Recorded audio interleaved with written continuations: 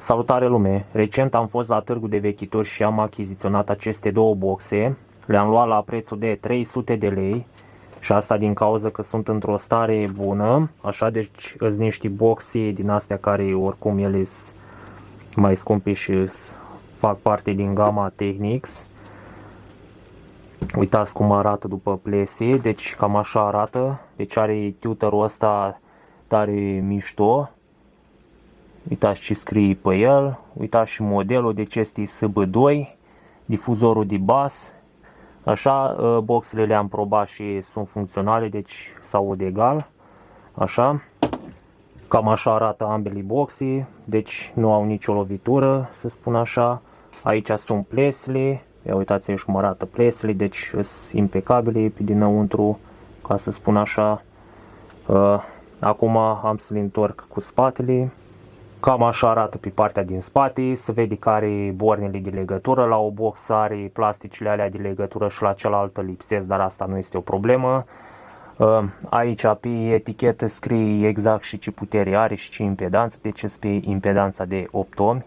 Aici este și seria, aici are etichetele astea lipite, aici scrie modul de utilizare, adică arată că are protecții pe ele. Oricum am să desfac boxele ca să vă arăt și vouă cam ce se află în ele. Prima dată am să încep cu difuzorul de bas. Așa, am să folosesc penseta ca să scot grilajul. Grilajul îmi pare că este lipit, cumva, ca să zic așa, dar că chestia că să văd șuruburile pe dedesubt. Și asta arată faptul că grilajul se scoate afară.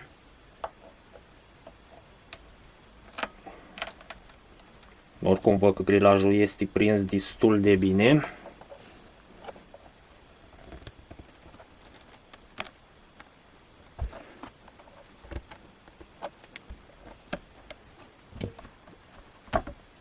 Așa, au ieșit.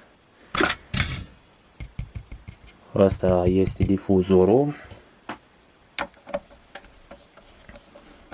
Acum am să desfac șuruburile astea să văd care este treaba, așa, oricum șuruburile se desfac foarte greu.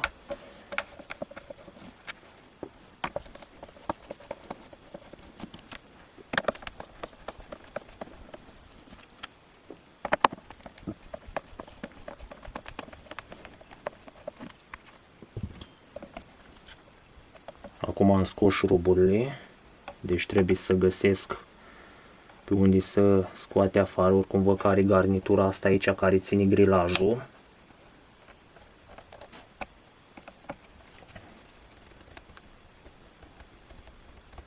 Văd că stă prins chiar foarte bine aici.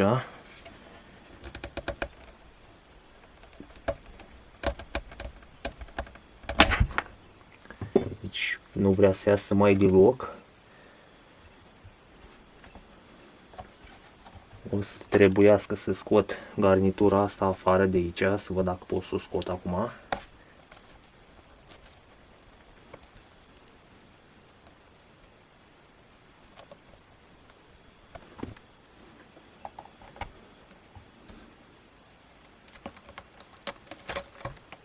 Până la urmă am găsit cum să-l scot. Deci cam așa arată. Cam așa arată și pe versul. Uitați ce borne are aici, deci astea sunt bornele de prindere. Și drept firul roșu e pe plus și negru, adică verdele e pe minus, scrie și aici. Deci cam așa este realizat, ca să spun așa. De spate îi vedea. Uitați aici cum este el realizat. Deci e făcut cu aluminiu. Da, și bobina. Deci este de 1 inch.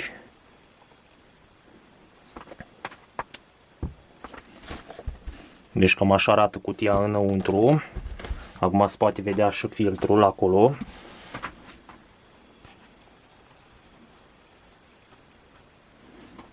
Deci se poate vedea și filtrul.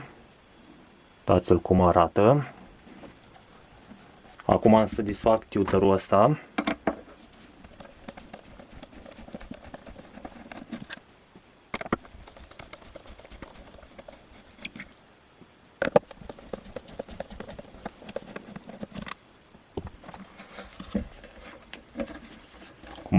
scos afară. Cam așa arată. Deci se poate vedea. Și aici are firele astea, după cum se văd. Am să le scos și pe astea în afară. Aici se vede că galbenul este pus la plus, că aici scrie plus și minus, deci minusul e cu negru. Deci cam asta este tutorul, se poate vedea. Tutorul ăsta nu se poate desface. Asta ar fi una din probleme. Așa. Acum am să-i scot filtrul afară și am să-l desfac pe aici.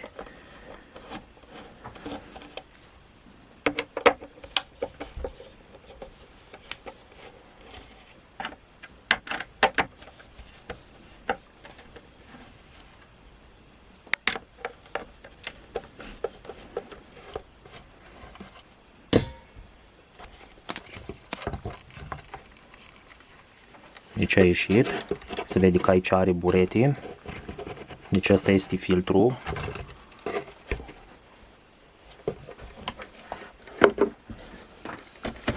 La aici se vede că acolo unde e butonul are și o placă, se poate vedea plăcuța aia de acolo.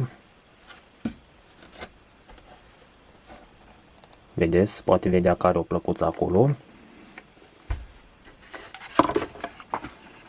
Cam așa arată filtrul, cam ăsta este.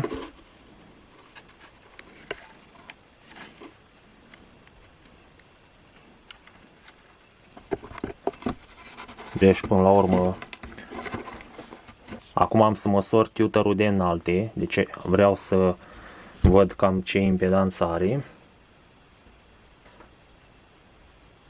Deci se poate vedea, are 5,5 ohmi. Așa.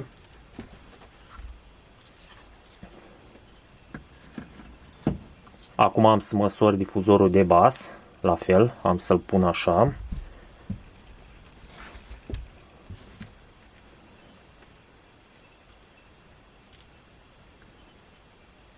Ăsta are 4,6, 4,7.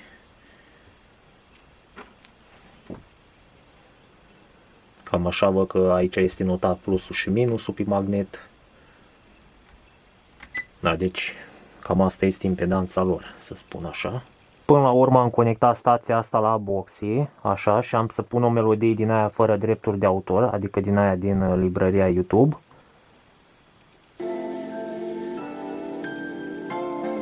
Acum am să dau volumul mai tare.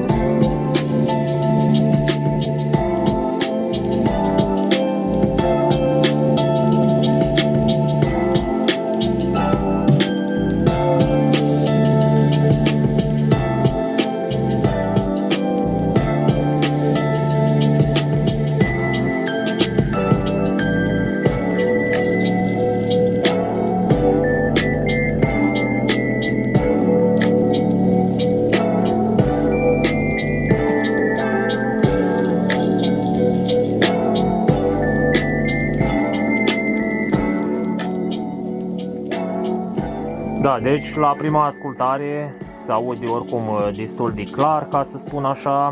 Basul se simte în sol, chiar foarte bine se simte. Da, și cam asta a fost videoclipul. Nu știu ce părere aveți voi, dar puteți să lăsați în comentarii dacă credeți că au meritat banii ăștia 300 de lei sau așa. Eu am văzut pe internet că ele se vând mai scump. Am văzut și varianta aia pe 3 căi care este foarte scumpă, ca să spun așa. Depășește cu mult bugetul pe care l-am dat eu pe astea. Așa că, na, cam ăsta a fost videoclipul și vă salut.